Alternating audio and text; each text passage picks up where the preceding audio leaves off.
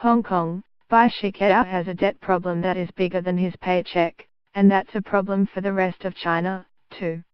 Mr. Bai, a 30-year-old Beijing deliveryman, has borrowed heavily from China's growing ranks of online cash lenders. In a country that lacks reliable ways to tell who might be a good borrower, these lenders use artificial intelligence and oddly personal data, like tracking how fast prospective borrowers type on their phones, to determine who will pay them back. With Mr. Bai, they have failed. First he borrowed to start a business.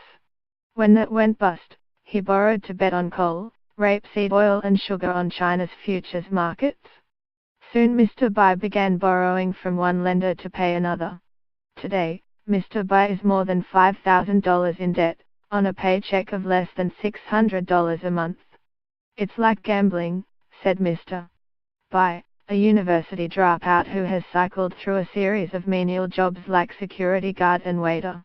You start to gamble, soon you get addicted to it.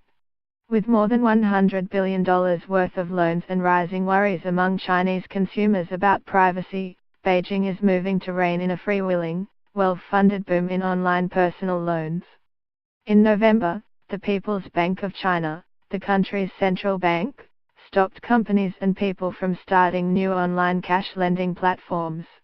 In early December, the China Banking Regulatory Commission said it would crack down on unlicensed cash loan companies and put a lid on high-interest loans. China's small loans are piling up. More than 8,600 companies offer some form of small loan, and about $145 billion of those debts remain unpaid, according to the People's Bank of China. Other estimates run as high as $392 billion, according to the Boston Consulting Group. The government does not track default rates among online lenders, which disclose little on their own. We are worried that in an environment where there is no effective credit system, people tend to overborrow, especially when capital comes in, said Bai Chegu, an executive at the China Association of Microfinance, who is no relation to Bai Shikao. These lenders originally emerged as a solution to that problem, how to lend to people with no credit history. By most estimates, that could total about 1 billion people. China turned to the fast-moving technology sector. Today, thousands of Chinese apps offer cash or financing, often within seconds, based on a wide array of sometimes deeply personal information. China's biggest internet companies and financial names are funding the effort.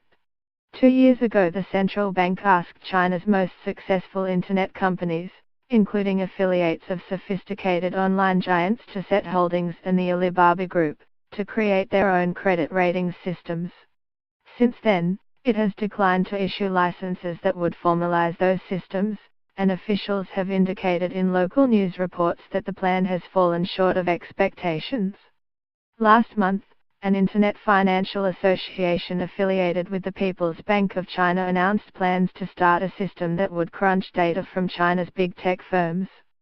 Few details were provided.